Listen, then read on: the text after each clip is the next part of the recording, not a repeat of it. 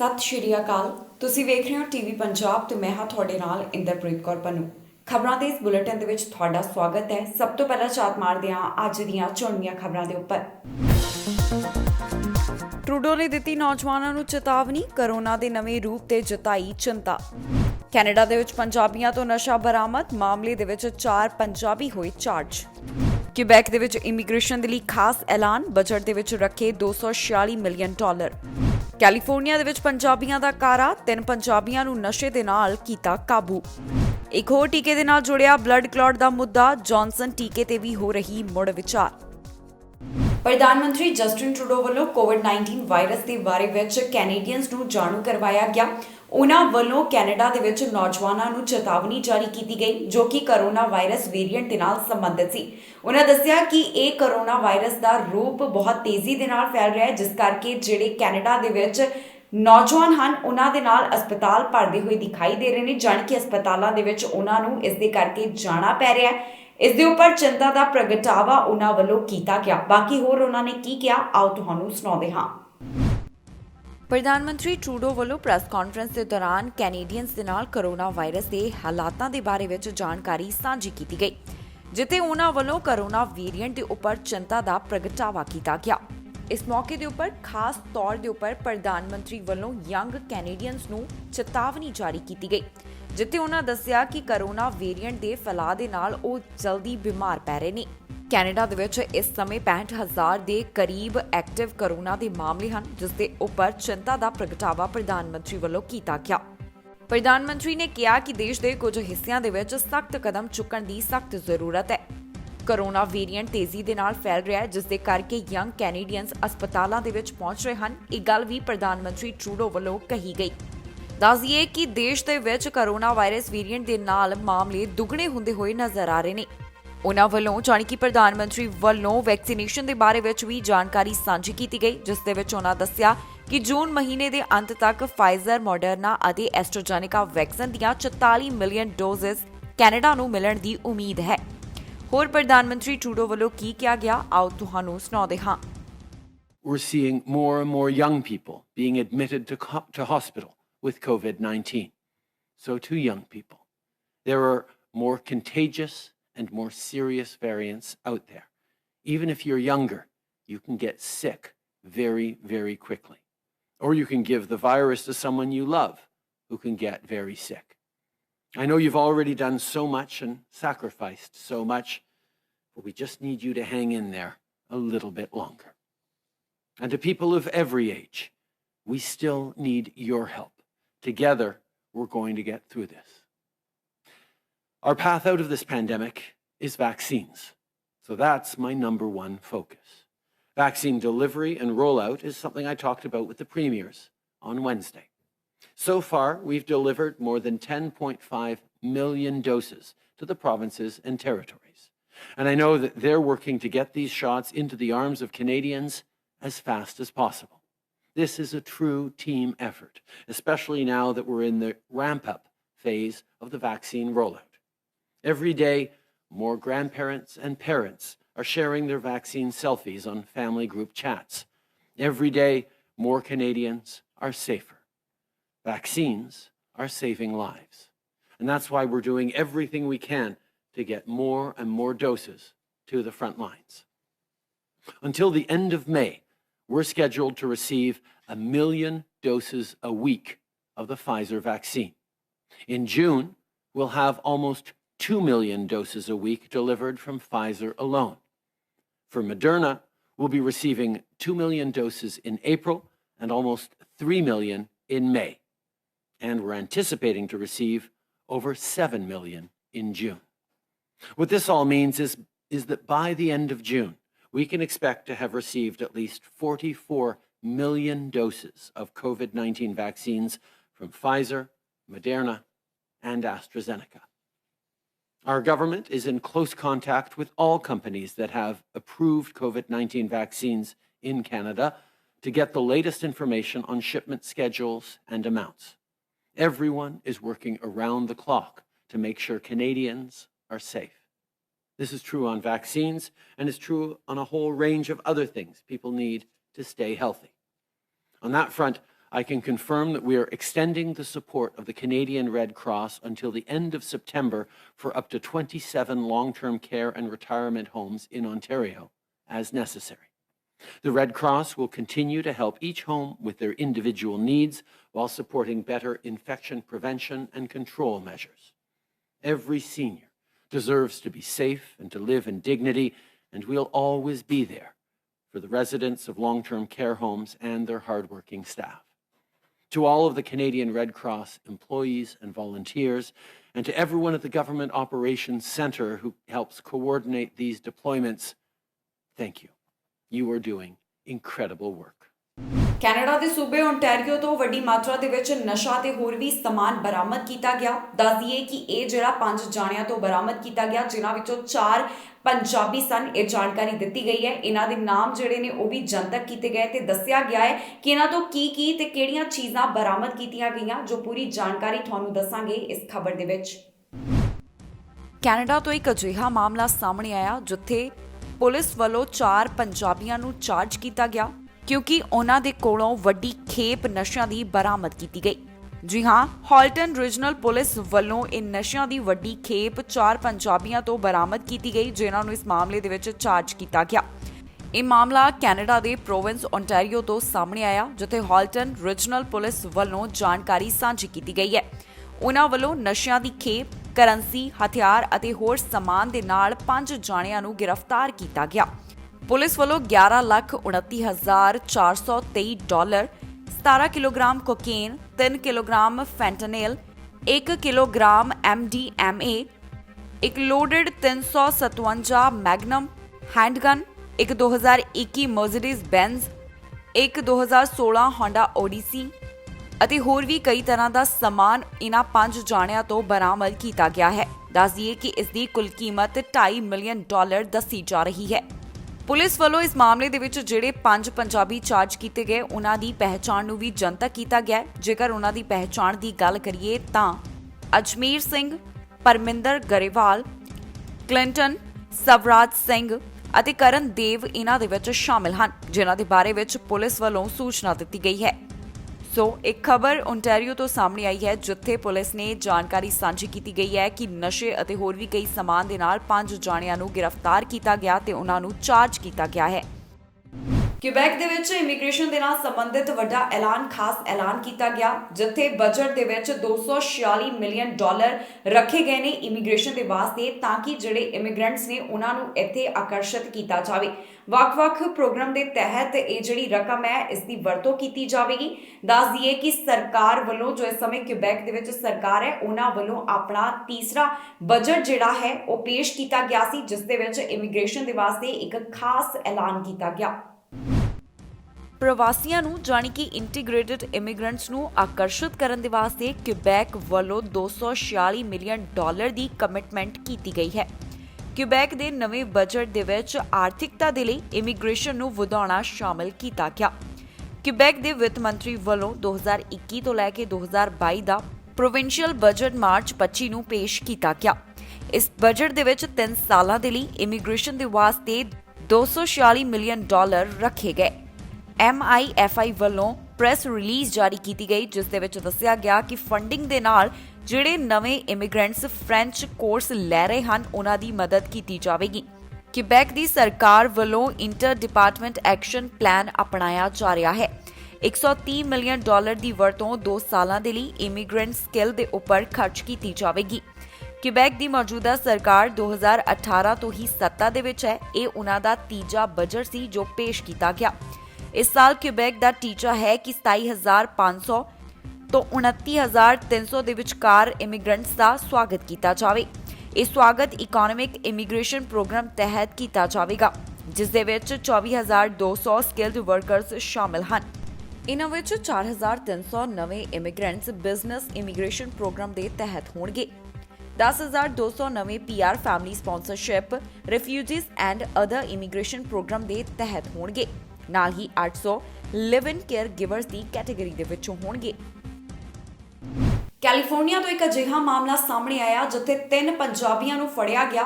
ਇਹਨਾਂ 3 ਪੰਜਾਬੀਆਂ ਨੂੰ ਨਸ਼ੇ ਦੇ ਮਾਮਲੇ ਦੇ ਵਿੱਚ ਫੜਿਆ ਗਿਆ ਹੈ। ਦੱਸ ਦਈਏ ਕਿ ਇੱਕ ਅੰਡਰ ਕਵਰ ਪੁਲਿਸ ਅਫਸਰ ਵੱਲੋਂ ਇਹਨਾਂ ਦੇ ਨਾਲ ਡੀਲ ਕੀਤਾ ਜਾ ਰਿਹਾ ਸੀ, ਪੜਤਾਲ ਕੀਤੀ ਜਾ ਰਹੀ ਸੀ ਤਾਂ ਕਿ ਇਹਨਾਂ ਦੇ ਖਿਲਾਫ ਸਬੂਤ ਇਕੱਠੇ ਕੀਤੇ ਜਾ ਸਕਣ। ਕੈਨੇਡਾ ਅਤੇ ਅਮਰੀਕਾ ਤੋਂ ਲਗਾਤਾਰ ਨਸ਼ੇ ਦੇ ਨਾਲ ਸੰਬੰਧਿਤ ਕਈ ਮਾਮਲੇ ਸਾਹਮਣੇ ਆ ਰਹੇ ਨੇ। ਇਸ ਮਾਮਲੇ ਦੇ ਵਿੱਚ ਕਈ ਲੋਕਾਂ ਨੂੰ ਗ੍ਰਿਫਤਾਰ ਵੀ ਕੀਤਾ ਜਾ ਰਿਹਾ ਹੈ ਤੇ ਕਈਆਂ ਨੂੰ ਚਾਰਜ ਵੀ ਕੀਤਾ ਜਾ ਰਿਹਾ ਹੈ, ਪਰ ਫਿਰ ਵੀ ਇਹ ਅਜਿਹੀਆਂ ਘਟਨਾਵਾਂ ਰੁਕਣ ਦਾ ਨਾਮ ਨਹੀਂ ਲੈ ਰਹੀਆਂ। ਕੈਲੀਫੋਰਨੀਆ ਤੋਂ ਇੱਕ ਅਜਿਹਾ ਮਾਮਲਾ ਸਾਹਮਣੇ ਆਇਆ ਜਿੱਥੇ ਨਸ਼ਾ ਤਸਕਰੀ ਦੇ ਮਾਮਲੇ ਦੇ ਵਿੱਚ ਪੰਜਾਬੀਆਂ ਨੂੰ ਗ੍ਰਿਫਤਾਰ ਕੀਤਾ ਗਿਆ ਹੈ। ਕੈਲੀਫੋਰਨੀਆ ਤੋਂ ਜਿਹੜਾ ਨਸ਼ਿਆਂ ਦੇ ਨਾਲ ਸੰਬੰਧਿਤ ਮਾਮਲਾ ਸਾਹਮਣੇ ਆਇਆ, ਇਸ ਦੇ ਵਿੱਚ 3 ਪੰਜਾਬੀਆਂ ਨੂੰ ਨਸ਼ਾ ਤਸਕਰੀ ਦੇ ਮਾਮਲੇ ਦੇ ਵਿੱਚ ਫੜਿਆ ਗਿਆ ਹੈ। ਦੱਸ ਦਈਏ ਕਿ ਇਹਨਾਂ 3 ਪੰਜਾਬੀਆਂ ਨੂੰ ਨਸ਼ੇ ਦੇ ਮਾਮਲੇ ਦੇ ਵਿੱਚ DIA ਵੱਲੋਂ ਫੜਿਆ ਗਿਆ ਹੈ। ਫੜੇ ਗਏ ਪੰਜਾਬੀਆਂ ਦੇ ਨਾਮ ਵੀ ਜਨਤਕ ਕੀਤੇ ਗਏ ਹਨ। DIA ਦੇ ਦੱਸਣ ਦੇ ਮੁਤਾਬਕ ਇਹਨਾਂ ਦੇ ਨਾਮ ਪਰਮਪ੍ਰੀਤ ਸਿੰਘ, ਰਣਵੀਰ ਸਿੰਘ ਅਤੇ ਅਮਨਦੀਪ ਮੁਲਤਾਨੀ ਹਨ। ਇਹਨਾਂ ਤਿੰਨਾਂ ਦੇ ਉੱਪਰ ਡਰੱਗ ਜਾਣੀ ਕਿ ਨਸ਼ਾ ਤਸਕਰੀ ਦੇ ਦੋਸ਼ ਲਗਾਏ ਗਏ ਹਨ ਅਤੇ ਕਾਫੀ ਸਬੂਤ ਵੀ ਇਹਨਾਂ ਦੇ ਨਾਲ ਸੰਬੰਧਿਤ ਮਿਲੇ ਹਨ। ਇੱਕ ਅੰਡਰ ਕਵਰ ਪੁਲਿਸ ਅਧਿਕਾਰੀ ਵੱਲੋਂ ਇਹਨਾਂ ਨੂੰ ਫੜਨ ਦੇ ਵਾਸਤੇ ਪੂਰੀ ਰਣਨੀਤੀ ਤਿਆਰ ਕੀਤੀ ਗਈ ਸੀ, ਜੋ ਕਿ ਇਹਨਾਂ ਦੇ ਖਿਲਾਫ ਸਬੂਤ ਵੀ ਤਿਆਰ ਕਰ ਰਿਹਾ ਸੀ। ਜੋ ਜਾਣਕਾਰੀ ਪੁਲਿਸ ਵੱਲੋਂ ਸਾਂਝੀ ਕੀਤੀ ਗਈ ਉਸ ਦੇ ਵਿੱਚ ਦੱਸਿਆ ਗਿਆ ਹੈ ਕਿ ਕਿਸ ਤਰ੍ਹਾਂ ਅੰਡਰ ਕਵਰ ਪੁਲਿਸ ਆਫੀਸ਼ੀਅਲ ਦੇ ਵੱਲੋਂ ਇਹਨਾਂ ਦੇ ਨਾਲ ਡੀਲ ਕੀਤਾ ਗਿਆ, ਇਹਨਾਂ ਨੂੰ ਮਿਲਦਾ ਰਿਹਾ, ਇਹਨਾਂ ਦੇ ਨਾਲ ਗੱਲਬਾਤ ਕਰਦਾ ਰਿਹਾ ਅਤੇ ਫਿਰ ਇਹਨਾਂ ਨੂੰ ਫੜਿਆ ਗਿਆ ਹੈ। ਐਸਟ੍ਰਾਜੇਨੇਕਾ ਵੈਕਸੀਨ ਦੇ ਨਾਲ ਬਲੱਡ ਕਲੌਟ ਦਾ ਵਿਵਾਦ ਜੁੜਿਆ, ਪਰ ਹੁਣ ਇੱਕ ਹੋਰ ਟੀਕਾ ਹੈ ਜਿਸ ਦੇ ਨਾਲ ਇਹ ਵਿਵਾਦ ਜੁੜਦਾ ਹੋਇਆ ਦਿਖਾਈ ਦੇ ਰਿਹਾ ਹੈ। ਜੀ ਹਾਂ, ਜੌਨਸਨ ਐਂਡ ਜੌਨਸਨ ਵੈਕਸੀਨ, ਇਹ ਟੀਕਾ ਲਗਾਉਣ ਦੇ ਕਰਕੇ 4 ਜਾਣਿਆਂ ਦੇ ਵਿੱਚ ਬਲੱਡ ਕਲੌਟ ਦੇ ਮਾਮਲੇ ਸਾਹਮਣੇ ਆਏ, ਜਿਨ੍ਹਾਂ ਵਿੱਚੋਂ 3 ਯੂਨਾਈਟਿਡ ਸਟੇਟਸ ਦੇ ਨਾਲ ਸੰਬੰਧਿਤ ਸਨ ਅਤੇ ਅਜਿਹੇ ਮਾਮਲੇ ਸਾਹਮਣੇ ਆਉਣ ਤੋਂ ਬਾਅਦ ਇੱਕ ਵਾਰ ਫਿਰ ਤੋਂ ਇਸ ਟੀਕੇ ਨੂੰ ਲੈ ਕੇ ਰਿਵਿਊ ਕੀਤਾ ਜਾ ਰਿਹਾ ਹੈ। ਐਸਟ੍ਰਾਜੇਨੇਕਾ ਵੈਕਸੀਨ ਲਗਾਉਣ ਤੋਂ ਬਾਅਦ ਬਲੱਡ ਕਲੌਟ ਦੇ ਮਾਮਲੇ ਕਈਆਂ ਦੇ ਵਿੱਚ ਸਾਹਮਣੇ ਆਏ। ਉਸ ਤੋਂ ਬਾਅਦ ਅਜਿਹਾ ਹੀ ਵਿਵਾਦ ਜੌਨਸਨ ਐਂਡ ਜੌਨਸਨ ਵੈਕਸੀਨ ਦੇ ਨਾਲ ਵੀ ਜੁੜਦਾ ਹੋਇਆ ਦਿਖਾਈ ਦੇ ਰਿਹਾ ਹੈ। ਇਸ ਤੋਂ ਬਾਅਦ ਬਲੱਡ ਕਲੌਟ ਦੇ ਮਾਮਲੇ ਰਿਪੋਰਟ ਹੋਣ ਤੋਂ ਬਾਅਦ ਹੁਣ ਯੂਰਪ ਦੇ ਵਿੱਚ ਜੌਨਸਨ ਐਂਡ ਜੌਨਸਨ ਟੀਕੇ ਦੇ ਉੱਪਰ ਵੀ ਵਿਚਾਰ ਕੀਤੀ ਜਾ ਰਹੀ ਹੈ, ਜਾਣੀ ਕਿ ਇਸ ਦੇ ਉੱਪਰ ਰਿਵਿਊ ਕੀਤਾ ਜਾ ਰਿਹਾ ਹੈ। ਜਿਹੜੇ ਵੀ ਵਿਅਕਤੀਆਂ ਨੂੰ ਜੌਨਸਨ ਐਂਡ ਜੌਨਸਨ ਟੀਕਾ ਲਗਾਇਆ ਗਿਆ, ਉਹਨਾਂ ਵਿੱਚੋਂ 4 ਅਜਿਹੇ ਸਨ ਜਿਨ੍ਹਾਂ ਦੇ ਵਿੱਚ ਬਲੱਡ ਕਲੌਟ ਦੇ ਮਾਮਲੇ ਸਾਹਮਣੇ ਆਏ। ਇਸ ਸਾਹਮਣੇ ਆਏ ਮਾਮਲਿਆਂ ਵਿੱਚੋਂ 3 ਯੂਨਾਈਟਿਡ ਸਟੇਟਸ ਦੇ ਨਾਲ ਸੰਬੰਧਿਤ ਹਨ। ਯੂਰਪੀਅਨ ਮੈਡੀਸਿਨਸ ਏਜੰਸੀ ਵੱਲੋਂ ਜਾਣਕਾਰੀ ਦਿੱਤੀ ਗਈ ਕਿ ਇਸ ਕਾਰਨ ਇੱਕ ਦੀ ਮੌਤ ਹੋਈ ਹੈ ਅਤੇ ਇੱਕ ਮਾਮਲਾ ਕਲੀਨਿਕਲ ਟ੍ਰਾਇਲ ਦੇ ਦੌਰਾਨ ਸਾਹਮਣੇ ਆਇਆ ਸੀ। ਇਸ ਤੋਂ ਬਾਅਦ ਹੁਣ Johnson and Johnson vaccine company ਵੱਲੋਂ ਇਸ ਵੈਕਸੀਨ ਦੇ ਡਾਟੇ ਜਾਣੀ ਕਿ ਅੰਕੜਿਆਂ ਦੇ ਉੱਪਰ ਕੰਮ ਕੀਤਾ ਜਾ ਰਿਹਾ ਹੈ ਤੇ ਇਹਨਾਂ ਨੂੰ ਇੱਕ ਵਾਰ ਫਿਰ ਤੋਂ ਇਕੱਤਰ ਕੀਤਾ ਜਾ ਰਿਹਾ ਹੈ। ਦੱਸੀਏ ਕਿ ਇਸ ਤੋਂ ਪਹਿਲਾਂ ਐਸਟ੍ਰਾਜੇਨੇਕਾ ਵੈਕਸੀਨ ਦੇ ਕਰਕੇ ਵੀ ਕਈਆਂ ਦੇ ਵਿੱਚ ਬਲੱਡ ਕਲੌਟ ਦੇ ਮਾਮਲੇ ਸਾਹਮਣੇ ਆਏ ਸਨ। ਯੂਰਪ ਅਤੇ ਏਸ਼ੀਆ ਦੇ ਕਈ ਦੇਸ਼ਾਂ ਵੱਲੋਂ ਐਸਟ੍ਰਾਜੇਨੇਕਾ ਵੈਕਸੀਨ ਦੇ ਉੱਪਰ ਰੋਕ ਲਗਾ ਦਿੱਤੀ ਗਈ। ਉਧਰ ਜੌਨਸਨ ਐਂਡ ਜੌਨਸਨ ਵੈਕਸੀਨ ਦੀ ਜੇਕਰ ਗੱਲ ਕਰੀਏ ਤਾਂ ਇਸ ਦੇ ਸਿੰਗਲ ਡੋਜ਼ ਨੂੰ ਅਪਰੂਵ ਕੀਤਾ ਗਿਆ। ਕੈਨੇਡਾ ਦੇ ਵਿੱਚ ਵੀ ਇਸ ਟੀਕੇ ਨੂੰ ਹਰੀ ਝੰਡੀ ਦਿੱਤੀ ਗਈ, ਪਰ ਅਜੇ ਇਸ ਦੀਆਂ ਡੋਜ਼ਸ ਕੈਨੇਡਾ ਨੂੰ ਪਹੁੰਚਣੀਆਂ ਸ਼ੁਰੂ ਨਹੀਂ ਹੋਈਆਂ। ਉਮੀਦ ਕੀਤੀ ਜਾ ਰਹੀ ਹੈ ਕਿ ਜਲਦ ਹੀ ਕਰੋਨਾ ਵੈਕਸੀਨ ਦੀਆਂ ਡੋਜ਼ਸ ਜਾਣੀ ਕਿ Johnson and Johnson vaccine doses Canada ਨੂੰ ਪਹੁੰਚਣਗੀਆਂ। ਬ੍ਰਿਟੇਨ ਦੀ ਰਾਣੀ ਐਲਿਜ਼ਾਬੈਥ II ਦੇ ਪਤੀ ਪ੍ਰਿੰਸ ਫਿਲਿਪ ਦਾ ਦੇਹਾਂਤ ਹੋ ਗਿਆ। ਦੱਸੀਏ ਕਿ 99 ਸਾਲ ਦੀ ਉਮਰ ਦੇ ਵਿੱਚ ਉਹ ਇਸ ਸੰਸਾਰ ਨੂੰ ਅਲਵਿਦਾ ਆ ਗਏ। ਉਹਨਾਂ ਦੀ ਮੌਤ ਤੋਂ ਬਾਅਦ ਪ੍ਰਧਾਨ ਮੰਤਰੀ ਜਸਟਿਨ ਟਰੂਡੋ ਵੱਲੋਂ ਵੀ ਦੁੱਖ ਦਾ ਪ੍ਰਗਟਾਵਾ ਕੀਤਾ ਗਿਆ। ਉਹਨਾਂ ਨੇ ਟਵੀਟ ਕੀਤਾ ਜਿਸ ਦੇ ਵਿੱਚ ਉਹਨਾਂ ਨੇ ਦੱਸਿਆ ਕਿ ਉਹਨਾਂ ਦਾ ਜਾਣੀ ਕਿ ਪ੍ਰਿੰਸ ਫਿਲਿਪ ਦਾ ਕਾਫੀ ਵੱਡਾ ਪੂਰੇ ਵਿਸ਼ਵ ਦੇ ਵਿੱਚ ਯੋਗਦਾਨ ਸੀ ਤੇ ਕਾਫੀ ਲੋਕ ਉਹਨਾਂ ਤੋਂ ਕਾਫੀ ਕੁਝ ਸਿੱਖਦੇ ਸਨ। ਪ੍ਰਿੰਸ ਫਿਲਿਪ ਦਾ 99 ਸਾਲ ਦੀ ਉਮਰ ਦੇ ਵਿੱਚ ਦੇਹਾਂਤ ਹੋ ਗਿਆ। ਜੀ ਹਾਂ, ਬ੍ਰਿਟੇਨ ਦੀ ਮਹਾਰਾਣੀ ਐਲਿਜ਼ਾਬੈਥ II ਦੇ ਪਤੀ ਦਾ ਦੇਹਾਂਤ ਹੋ ਗਿਆ, ਜਿਸ ਦੇ ਉੱਪਰ ਪ੍ਰਧਾਨ ਮੰਤਰੀ ਜਸਟਿਨ ਟਰੂਡੋ ਵੱਲੋਂ ਵੀ ਦੁੱਖ ਦਾ ਪ੍ਰਗਟਾਵਾ ਕੀਤਾ ਗਿਆ। ਇਸ ਬਾਰੇ ਦੇ ਵਿੱਚ ਉਹਨਾਂ ਨੇ ਟਵੀਟ ਕੀਤਾ ਜਿੱਥੇ ਉਹਨਾਂ ਨੇ ਪ੍ਰਿੰਸ ਫਿਲਿਪ ਦੀ ਮੌਤ ਦੇ ਉੱਪਰ ਅਫਸੋਸ ਜ਼ਾਹਰ ਕੀਤਾ। ਪ੍ਰਿੰਸ ਦੀ ਮੌਤ ਦੀ ਪੁਸ਼ਟੀ ਬਕਿੰਗਮ ਪੈਲੇਸ ਵੱਲੋਂ ਕੀਤੀ ਗਈ ਹੈ, ਜਿੱਥੇ ਉਹਨਾਂ ਨੇ ਇਸ ਦੇ ਨਾਲ ਸੰਬੰਧਿਤ ਜਾਣਕਾਰੀ ਸਾਂਝੀ ਕੀਤੀ। ਜ਼ਿਕਰਯੋਗ ਹੈ ਕਿ ਪ੍ਰਿੰਸ ਫਿਲਿਪ ਪਿਛਲੇ ਦਿਨੀ ਲੰਡਨ ਦੇ ਹਸਪਤਾਲ ਦੇ ਵਿੱਚ ਭਰਤੀ ਕਰਵਾਏ ਗਏ ਸਨ, ਜਿੱਥੇ ਉਹਨਾਂ ਨੂੰ ਬਾਅਦ ਦੇ ਵਿੱਚ ਛੁੱਟੀ ਦੇ ਦਿੱਤੀ ਗਈ ਸੀ। ਦੱਸ ਦਈਏ ਕਿ ਪ੍ਰਿੰਸ ਫਿਲਿਪ ਨੂੰ ਡਿਊਕ ਆਫ ਐਡਨਬਰਗ ਦਾ ਸਨਮਾਨ ਹਾਸਿਲ ਸੀ। ਪ੍ਰਧਾਨ ਮੰਤਰੀ ਜਸਟਿਨ ਟਰੂਡੋ ਵੱਲੋਂ ਟਵੀਟ ਕਰਕੇ ਆਪਣਾ ਅਫਸੋਸ ਪ੍ਰਿੰਸ ਦੀ ਮੌਤ ਦੇ ਉੱਪਰ ਜ਼ਾਹਰ ਕੀਤਾ ਗਿਆ, ਜਿੱਥੇ ਉਹਨਾਂ ਨੇ ਪ੍ਰਿੰਸ ਦੀ ਮੌਤ ਨੂੰ ਕਾਫੀ ਜ਼ਿਆਦਾ ਦੁਖਦਾਈ ਦੱਸਿਆ ਹੈ। ਉਹਨਾਂ ਲਿਖਿਆ ਕਿ ਮੈਨੂੰ ਅੱਜ ਹੀ ਪ੍ਰਿੰਸ ਦੇ ਗੁਜ਼ਰ ਜਾਣ ਦੇ ਬਾਰੇ ਵਿੱਚ ਜਾਣਕਾਰੀ ਮਿਲੀ। ਪ੍ਰਿੰਸ ਫਿਲਿਪ ਦੇ ਬਾਰੇ ਵਿੱਚ ਉਹਨਾਂ ਨੇ ਲਿਖਿਆ ਕਿ ਉਹ ਕਈਆਂ ਦੇ ਵਾਸਤੇ ਪ੍ਰੇਰਨਾ ਸਰੋਤ ਸਨ। ਜਿੱਥੇ ਉਹਨਾਂ ਨੇ ਸਮਾਜ ਦੇ ਵਾਸਤੇ ਕਾਫੀ ਕੁਝ ਕੰਟਰੀਬਿਊਟ ਕੀਤਾ। ਮੈਨੀਟੋਬਾ ਵੱਲੋਂ ਆਪਣੇ ਨਵੇਂ ਡਰਾਅ ਦਾ ਐਲਾਨ ਕੀਤਾ ਗਿਆ। ਜੋ ਨਵਾਂ ਡਰਾਅ ਕੱਢਿਆ ਗਿਆ, ਇਸ ਦੇ ਤਹਿਤ 243 ਉਮੀਦਵਾਰਾਂ ਨੂੰ ਸੱਦੇ ਜਾਰੀ ਕੀਤੇ ਗਏ ਹਨ। ਬਾਕੀ ਸਾਰੀ ਜਾਣਕਾਰੀ ਵੇਖੋ ਇਸ ਖਬਰ ਦੇ ਵਿੱਚ। ਮੈਨੀਟੋਬਾ ਵੱਲੋਂ ਆਪਣੇ ਨਵੇਂ ਡਰਾਅ ਦਾ ਐਲਾਨ ਕੀਤਾ ਗਿਆ, ਜਿਸ ਦੇ ਤਹਿਤ 243 ਉਮੀਦਵਾਰਾਂ ਨੂੰ ਸੱਦੇ ਜਾਰੀ ਕੀਤੇ ਗਏ। ਇਹ ਡਰਾਅ ਮੈਨੀਟੋਬਾ ਵੱਲੋਂ ਅਪ੍ਰੈਲ 8 ਨੂੰ ਐਲਾਨ ਕੀਤਾ ਗਿਆ, ਜਿਸ ਦੇ ਤਹਿਤ ਉਮੀਦਵਾਰਾਂ ਨੂੰ ਪ੍ਰੋਵਿੰਸ਼ੀਅਲ ਨੋਮੀਨੇਸ਼ਨ ਦੇ ਲਈ ਇਨਵੀਟੇਸ਼ਨ ਜਾਰੀ ਕੀਤੇ ਗਏ। ਜਿਹੜੇ ਉਮੀਦਵਾਰਾਂ ਨੂੰ ਇਸ ਡਰਾਅ ਦੇ ਤਹਿਤ ਸੱਦੇ ਮਿਲੇ, ਉਹ ਹੁਣ ਮੈਨੀਟੋਬਾ ਪ੍ਰੋਵਿੰਸ਼ੀਅਲ ਨੋਮੀਨੀ ਪ੍ਰੋਗਰਾਮ ਦੇ ਪ੍ਰੋਵਿੰਸ਼ੀਅਲ ਨੋਮੀਨੇਸ਼ਨ ਦੇ ਵਾਸਤੇ ਅਪਲਾਈ ਕਰ ਸਕਦੇ ਹਨ। ਜੇਕਰ ਉਹਨਾਂ ਨੂੰ ਇਹ ਮਿਲਦਾ ਹੈ ਤਾਂ ਇਸ ਤੋਂ ਬਾਅਦ ਇਸ ਨੋਮੀਨੇਸ਼ਨ ਦੇ ਨਾਲ ਉਹਨਾਂ ਨੂੰ ਕੈਨੇਡਾ ਦੀ PR ਐਪਲੀਕੇਸ਼ਨ ਦੇ ਵਾਸਤੇ ਸਹਾਇਤਾ ਮਿਲੇਗੀ। ਵੱਖ-ਵੱਖ ਕੈਟੇਗਰੀਜ਼ ਦੇ ਤਹਿਤ ਉਮੀਦਵਾਰਾਂ ਨੂੰ ਸੱਦੇ ਜਾਰੀ ਕੀਤੇ ਗਏ। ਸਕਿਲਡ ਵਰਕਰਸ ਇਨ ਮੈਨੀਟੋਬਾ ਦੇ ਤਹਿਤ 208 ਸੱਦੇ ਦਿੱਤੇ ਗਏ, ਜਿਸ ਦੇ ਵਾਸਤੇ EOI ਸਕੋਰਸ 456 ਦੀ ਜ਼ਰੂਰਤ ਸੀ। ਸਕਿਲਡ ਵਰਕਰਸ ਓਵਰਸੀਜ਼ ਦੇ ਤਹਿਤ 14 ਇਨਵੀਟੇਸ਼ਨ ਦਿੱਤੇ ਗਏ, ਜਿਸ ਦੇ ਵਿੱਚ ਘੱਟੋ-ਘੱਟ EOI ਸਕੋਰਸ 708 ਚਾਹੀਦੇ ਸਨ। ਇੰਟਰਨੈਸ਼ਨਲ ਐਜੂਕੇਸ਼ਨ ਸਟਰੀਮ ਦੇ ਤਹਿਤ 21 ਇਨਵੀਟੇਸ਼ਨ ਜਾਰੀ ਕੀਤੇ ਗਏ। ਕੁੱਲ 15 ਇਨਵੀਟੇਸ਼ਨ, ਜਿਨ੍ਹਾਂ ਨੂੰ letter of advice to apply ਵੀ ਕਿਹਾ ਜਾਂਦਾ ਹੈ, ਉਹ ਐਕਸਪ੍ਰੈਸ ਐਂਟਰੀ ਉਮੀਦਵਾਰਾਂ ਨੂੰ ਦਿੱਤੇ ਗਏ। ਇਸ ਸਾਲ 2021 ਦੇ ਦੌਰਾਨ ਮੈਨੀਟੋਬਾ ਵੱਲੋਂ ਹੁਣ ਤੱਕ 1870 ਦੇ ਕਰੀਬ ਕੈਨੇਡੀਅਨ ਇਮੀਗ੍ਰੇਸ਼ਨ ਕੈਂਡੀਡੇਟਸ ਨੂੰ ਪ੍ਰੋਵਿੰਸ਼ੀਅਲ ਨੋਮੀਨੇਸ਼ਨ ਦੇ ਵਾਸਤੇ ਸੱਦੇ ਜਾਰੀ ਕੀਤੇ ਜਾ ਚੁੱਕੇ ਹਨ। ਸਸਕੈਚੁਆਨ ਵੱਲੋਂ ਆਪਣਾ ਨਵਾਂ ਡਰਾਅ ਕੱਢਿਆ ਗਿਆ ਹੈ, ਜਿਸ ਦੇ ਤਹਿਤ 279 ਉਮੀਦਵਾਰਾਂ ਨੂੰ ਸੱਦੇ ਭੇਜੇ ਗਏ ਹਨ। ਬਾਕੀ ਪੂਰੀ ਡਿਟੇਲ ਤੁਹਾਡੇ ਨਾਲ ਇਸ ਖਬਰ ਦੇ ਵਿੱਚ ਸਾਂਝੀ ਕਰਾਂਗੇ। ਸਸਕੈਚੁਆਨ ਵੱਲੋਂ ਆਪਣਾ ਨਵਾਂ ਡਰਾਅ ਕੱਢਿਆ ਗਿਆ। ਇਸ PNP ਡਰਾਅ ਦੇ ਤਹਿਤ 279 ਉਮੀਦਵਾਰਾਂ ਨੂੰ ਸੱਦੇ ਜਾਰੀ ਕੀਤੇ ਗਏ। ਸਸਕੈਚੁਆਨ ਵੱਲੋਂ ਇਸ ਡਰਾਅ ਦਾ ਐਲਾਨ ਅਪ੍ਰੈਲ 8 ਨੂੰ ਕੀਤਾ ਗਿਆ, ਜਿਸ ਦੇ ਤਹਿਤ ਉਮੀਦਵਾਰਾਂ ਨੂੰ ਪ੍ਰੋਵਿੰਸ਼ੀਅਲ ਨੋਮੀਨੇਸ਼ਨ ਦੇ ਵਾਸਤੇ ਅਪਲਾਈ ਕਰਨ ਦੇ ਲਈ ਸੱਦੇ ਜਾਰੀ ਕੀਤੇ ਗਏ। ਜਿਹੜੇ ਸਸਕੈਚੁਆਨ ਇਮੀਗ੍ਰੈਂਟ ਨੋਮੀਨੀ ਪ੍ਰੋਗਰਾਮ ਦੇ ਤਹਿਤ ਐਲੀਜੀਬਲ ਸਨ, ਉਹਨਾਂ ਨੂੰ ਇਨਵੀਟੇਸ਼ਨ ਦਿੱਤੇ ਗਏ। ਇਹਨਾਂ ਵਿੱਚੋਂ ਖਾਸ ਤੌਰ ਦੇ ਉੱਪਰ ਇੰਟਰਨੈਸ਼ਨਲ ਸਕਿਲਡ ਵਰਕਰਸ ਕੈਟੇਗਰੀ ਦੇ ਵਿੱਚੋਂ ਸਨ। ਜਿਨ੍ਹਾਂ ਨੂੰ ਇਨਵੀਟੇਸ਼ਨ ਮਿਲੇ, ਉਹਨਾਂ ਵਿੱਚੋਂ 146 SINP ਦੇ ਐਕਸਪ੍ਰੈਸ ਐਂਟਰੀ ਸਬ ਕੈਟੇਗਰੀ ਅਤੇ 133 ਆਕੂਪੇਸ਼ਨ ਇਨ ਡਿਮਾਂਡ ਸਬ ਕੈਟੇਗਰੀ ਦੇ ਵਿੱਚੋਂ ਸਨ। ਚੁਣੇ ਹੋਏ ਉਮੀਦਵਾਰਾਂ ਨੂੰ ਘੱਟੋ-ਘੱਟ 70 ਐਕਸਪ੍ਰੈਸ਼ਨ ਆਫ ਇੰਟਰਸਟ ਸਕੋਰਸ ਦੀ ਜ਼ਰੂਰਤ ਸੀ ਤਾਂ ਕਿ ਉਹਨਾਂ ਨੂੰ ਸੱਦਾ ਮਿਲ ਸਕੇ। 58 ਇਨ ਡਿਮਾਂਡ ਆਕੂਪੇਸ਼ਨ ਵਿੱਚੋਂ ਕਿਸੇ ਇੱਕ ਦਾ ਤਜਰਬਾ ਉਮੀਦਵਾਰਾਂ ਨੂੰ ਹੋਣਾ ਜ਼ਰੂਰੀ ਸੀ। ਦੱਸ ਦਈਏ ਕਿ ਇਸ ਆਕੂਪੇਸ਼ਨ ਦੇ ਬਾਰੇ ਵਿੱਚ ਸਾਰੀ ਜਾਣਕਾਰੀ ਗਵਰਨਮੈਂਟ ਵੈਬ ਪੇਜ ਦੇ ਉੱਪਰ ਸਾਂਝੀ ਕੀਤੀ ਗਈ ਹੈ। ਦੱਸੀਏ ਕਿ ਕੈਨੇਡਾ ਵੱਲੋਂ ਸਮੇਂ-ਸਮੇਂ ਦੇ ਉੱਪਰ ਨਵੇਂ PNP ਡਰਾਅ ਦਾ ਐਲਾਨ ਕੀਤਾ ਜਾ ਰਿਹਾ ਹੈ ਤਾਂ ਕਿ ਜਿਹੜਾ ਟੀਚਾ ਇਮੀਗ੍ਰੇਸ਼ਨ ਵੱਲੋਂ ਮਿੱਥਿਆ ਗਿਆ ਉਸ ਨੂੰ ਪੂਰਾ ਕੀਤਾ ਜਾ ਸਕੇ। ਦੱਸ ਦਈਏ ਕਿ ਪਿਛਲੇ ਸਾਲ ਦਾ ਇਮੀਗ੍ਰੇਸ਼ਨ ਟਾਰਗੇਟ ਪੂਰਾ ਨਹੀਂ ਹੋ ਸਕਿਆ, ਜਿਸ ਦਾ ਕਾਰਨ ਕਰੋਨਾ ਵਾਇਰਸ ਰਿਹਾ ਤੇ ਇਸ ਵਾਰ ਉਮੀਦ ਕੀਤੀ ਜਾ ਰਹੀ ਹੈ ਕਿ ਜਿਹੜਾ ਟਾਰਗੇਟ ਮਿੱਥਿਆ ਗਿਆ ਹੈ, ਰੱਖਿਆ ਗਿਆ ਹੈ, ਉਸ ਨੂੰ ਪੂਰਾ ਕੀਤਾ ਜਾ ਸਕੇ। ਕਰੋਨਾ ਵਾਇਰਸ ਦਾ ਅਸਰ ਵੱਖ-ਵੱਖ ਚੀਜ਼ਾਂ ਦੇ ਉੱਪਰ ਪਿਆ, ਕਾਰੋਬਾਰ ਕਾਫੀ ਜ਼ਿਆਦਾ ਪ੍ਰਭਾਵਿਤ ਹੋਏ। ਪਰ ਜੇਕਰ ਅਸੀਂ ਕੈਨੇਡਾ ਦੇ ਵਿੱਚ ਟੂਰਿਜ਼ਮ ਸੈਕਟਰ ਦੀ ਗੱਲ ਕਰੀਏ ਤਾਂ ਇਸ ਦੇ ਉੱਪਰ ਵੀ ਕਾਫੀ ਜ਼ਿਆਦਾ ਅਸਰ ਕਰੋਨਾ ਵਾਇਰਸ ਪੈਂਡੇਮਿਕ ਦਾ ਦੇਖਣ ਨੂੰ ਮਿਲਿਆ। ਜੇਕਰ 2020 ਦੀ ਗੱਲ ਕਰੀਏ ਤਾਂ ਇਸ ਦੌਰਾਨ ਟੂਰਿਜ਼ਮ ਸੈਕਟਰ ਦੇ ਵਿੱਚ 50% ਸਪੈਂਡਿੰਗ ਘੱਟ ਦਰਜ ਕੀਤੀ ਗਈ ਹੈ। ਨਾਲ ਦੀ ਨਾਲ ਬਹੁਤ ਸਾਰੇ ਅਜਿਹੇ ਲੋਕ ਵੀ ਸਨ ਜਿਨ੍ਹਾਂ ਦੀ ਇਸ ਦੇ ਕਰਕੇ ਨੌਕਰੀ ਵੀ ਚਲੀ ਗਈ। ਸਾਰੀ ਜਾਣਕਾਰੀ ਅੰਕੜਾ ਸਾਂਝਾ ਕਰਾਂਗੇ ਤੁਹਾਡੇ ਨਾਲ ਇਸ ਖਬਰ ਦੇ ਵਿੱਚ, ਜੋ ਕਿ ਰਿਪੋਰਟ ਸਟੈਟਿਸਟਿਕਸ ਕੈਨੇਡਾ ਵੱਲੋਂ ਸਾਂਝੀ ਕੀਤੀ ਗਈ ਹੈ। ਕਰੋਨਾ ਵਾਇਰਸ ਦਾ ਅਸਰ ਬਹੁਤ ਸਾਰੀਆਂ ਚੀਜ਼ਾਂ ਦੇ ਉੱਪਰ ਪਿਆ। ਕੈਨੇਡਾ ਦੀ ਜੇਕਰ ਗੱਲ ਕਰੀਏ ਤਾਂ ਟੂਰਿਜ਼ਮ ਸੈਕਟਰ ਵੀ ਕਾਫੀ ਜ਼ਿਆਦਾ ਇਸ ਪੈਂਡੇਮਿਕ ਦੇ ਕਾਰਨ ਪ੍ਰਭਾਵਿਤ ਰਿਹਾ। 2020 ਦੇ ਦੌਰਾਨ ਕੈਨੇਡਾ ਦੇ ਵਿੱਚ ਦੇਖਣ ਨੂੰ ਆਇਆ ਕਿ ਟੂਰਿਜ਼ਮ ਦੇ ਉੱਪਰ 50% ਖਰਚ ਜਾਣੀ ਕਿ ਸਪੈਂਡਿੰਗ ਘੱਟ ਹੋਈ ਹੈ।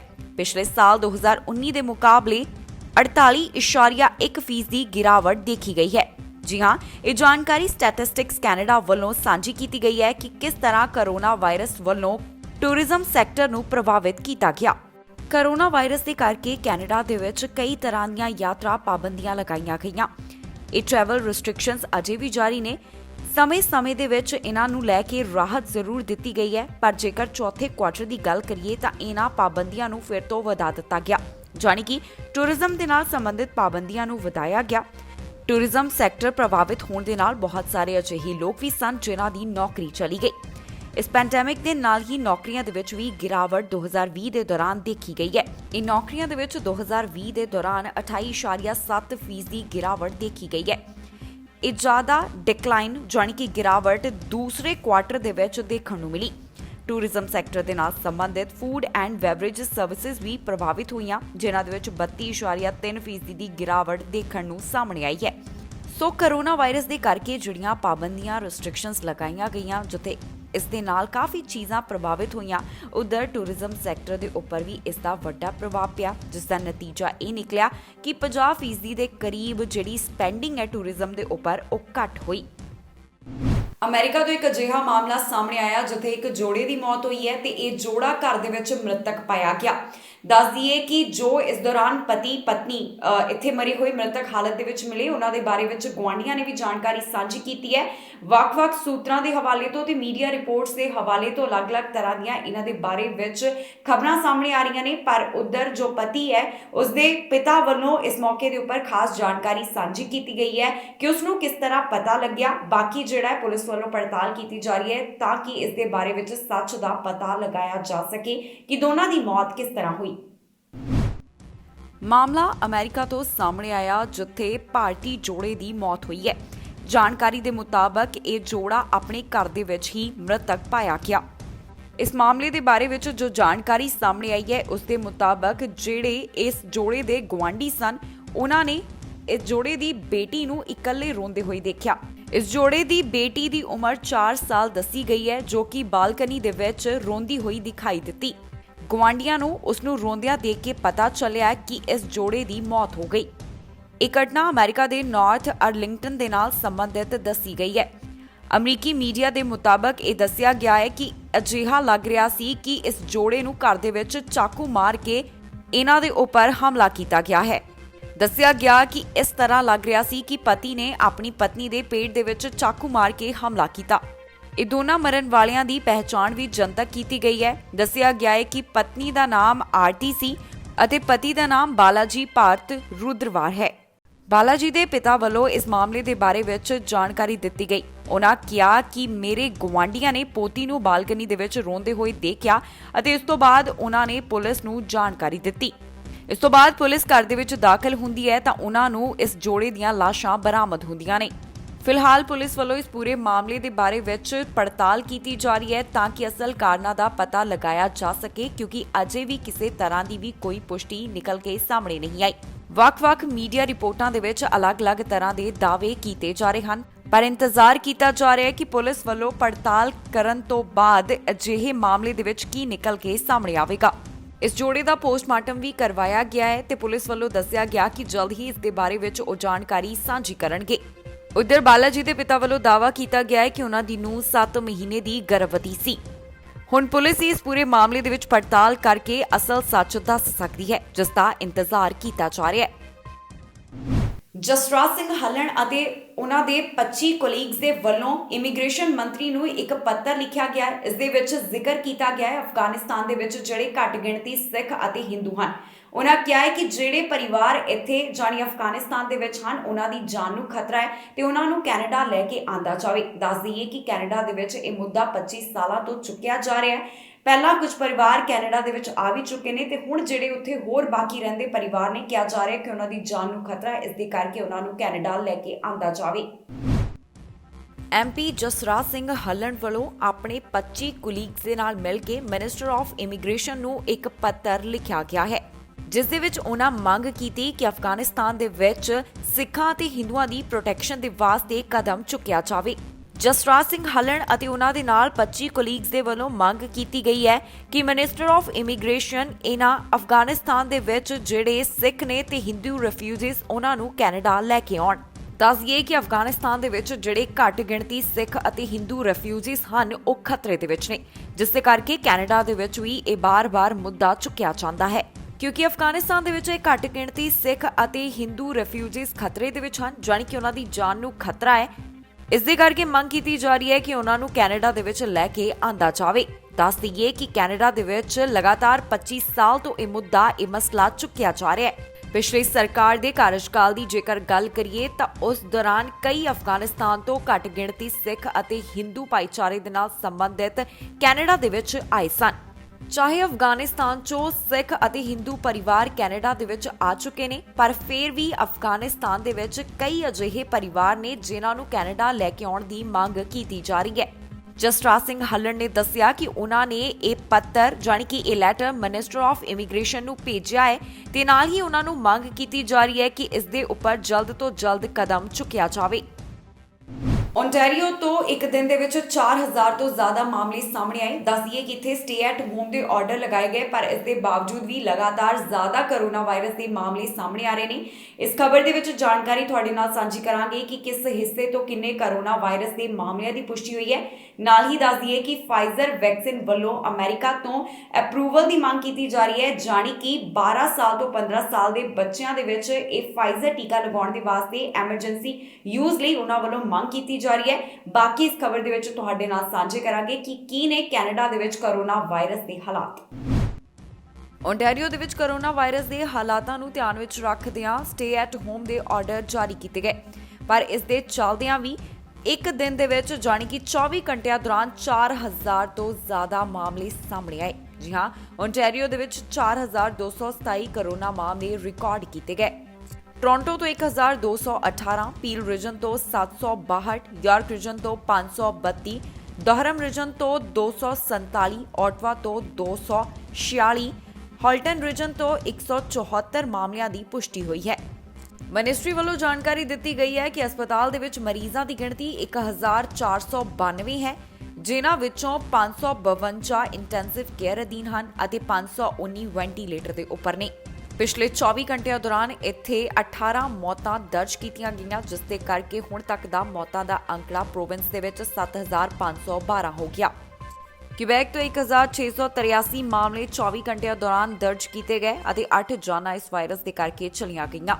ਹੁਣ ਤੱਕ ਇੱਥੇ 3,23,094 ਦੇ ਕਰੀਬ ਕਨਫਰਮਡ ਕੋਰੋਨਾ ਵਾਇਰਸ ਦੇ ਮਾਮਲੇ ਹਨ ਅਤੇ ਹੁਣ ਤੱਕ 10,726 ਦੇ ਕਰੀਬ ਲੋਕਾਂ ਦੀ ਜਾਂਚ ਆ ਚੁੱਕੀ ਹੈ। ਹਸਪਤਾਲ ਦੇ ਵਿੱਚ 569 ਦੇ ਕਰੀਬ ਮਰੀਜ਼ ਹਨ, ਜਿਨ੍ਹਾਂ ਵਿੱਚੋਂ 134 ਇੰਟੈਂਸਿਵ ਕੇਅਰ ਅਧੀਨ ਨੇ। ਇਸ ਦੇ ਨਾਲ ਹੀ ਦੱਸ ਦਈਏ ਕਿ ਫਾਈਜ਼ਰ ਵੈਕਸੀਨ ਵੱਲੋਂ ਅਮਰੀਕਾ ਤੋਂ ਕੋਵਿਡ-19 ਵੈਕਸੀਨ 12 ਤੋਂ 15 ਸਾਲ ਦੇ ਬੱਚਿਆਂ ਦੇ ਉੱਪਰ ਲਗਾਉਣ ਦੇ ਲਈ ਐਮਰਜੈਂਸੀ ਯੂਜ਼ ਦੇ ਵਾਸਤੇ ਪਰਮਿਸ਼ਨ ਦੀ ਮੰਗ ਕੀਤੀ ਜਾ ਰਹੀ ਹੈ। ਕੈਨੇਡਾ ਦੇ ਵਿੱਚ ਹੁਣ ਤੱਕ 1,04,000 ਦੇ ਕਰੀਬ ਕੁੱਲ ਕੋਰੋਨਾ ਦੇ ਮਾਮਲੇ ਸਾਹਮਣੇ ਆ ਚੁੱਕੇ ਨੇ। 23,239 ਲੋਕਾਂ ਦੀ ਜਾਨ ਇਸ ਵਾਇਰਸ ਦੇ ਕਰਕੇ ਜਾ ਚੁੱਕੀ ਹੈ। 9,52,000 ਦੇ ਕਰੀਬ ਕੈਨੇਡਾ ਦੇ ਵਿੱਚ ਰਿਕਵਰਡ ਕੋਰੋਨਾ ਵਾਇਰਸ ਦੇ ਕੇਸ ਨੇ। ਇਸ ਦੇ ਨਾਲ ਹੀ ਜਾਂਦੇ ਇੱਕ ਵਾਰ ਫਿਰ ਤੋਂ ਝਾਤ ਮਾਰਦੇ ਹਾਂ ਅੱਜ ਦੀਆਂ ਚੁਣੀਆਂ ਖਬਰਾਂ ਦੇ ਉੱਪਰ। ਟਰੂਡੋ ਨੇ ਦਿੱਤੀ ਨੌਜਵਾਨਾਂ ਨੂੰ ਚੇਤਾਵਨੀ, ਕੋਰੋਨਾ ਦੇ ਨਵੇਂ ਰੂਪ ਤੇ ਜਤਾਈ ਚਿੰਤਾ। ਕੈਨੇਡਾ ਦੇ ਵਿੱਚ ਪੰਜਾਬੀਆਂ ਤੋਂ ਨਸ਼ਾ ਬਰਾਮਦ, ਮਾਮਲੇ ਦੇ ਵਿੱਚ 4 ਪੰਜਾਬੀ ਹੋਏ ਚਾਰਜ। ਕਿਬੈਕ ਦੇ ਵਿੱਚ ਇਮੀਗ੍ਰੇਸ਼ਨ ਦੇ ਲਈ ਖਾਸ ਐਲਾਨ, ਬਜਟ ਦੇ ਵਿੱਚ ਰੱਖੇ $246 ਮਿਲੀਅਨ। ਕੈਲੀਫੋਰਨੀਆ ਦੇ ਵਿੱਚ ਪੰਜਾਬੀਆਂ ਦਾ ਕਾਰਾ, 3 ਪੰਜਾਬੀਆਂ ਨੂੰ ਨਸ਼ੇ ਦੇ ਨਾਲ ਕੀਤਾ ਕਾਬੂ। ਇੱਕ ਹੋਰ ਟੀਕੇ ਦੇ ਨਾਲ ਜੁੜਿਆ ਬਲੱਡ ਕਲੌਟ ਦਾ ਮੁੱਦਾ, ਜੌਨਸਨ ਟੀਕੇ ਤੇ ਵੀ ਹੋ ਰਹੀ ਮੁੜ ਵਿਚਾਰ। ਖਬਰਾਂ ਦੇ ਇਸ ਬੁਲੇਟਿਨ ਦੇ ਵਿੱਚ ਇੰਨਾ ਹੀ। ਨਵੀਆਂ ਤੇ ਤਾਜ਼ੀਆਂ ਖਬਰਾਂ ਲੈ ਕੇ ਫਿਰ ਤੋਂ ਹਾਜ਼ਰ ਹੋਵਾਂਗੇ। ਫਿਲਹਾਲ ਮੈਨੂੰ ਇੰਦਰਪ੍ਰੀਤ ਕੌਰ ਪੰਨੂ ਨੂੰ ਦਿਓ ਇਜਾਜ਼ਤ ਤੇ ਤੁਸੀਂ ਵੇਖਦੇ ਰਹੋ ਟੀਵੀ ਪੰਜਾਬ।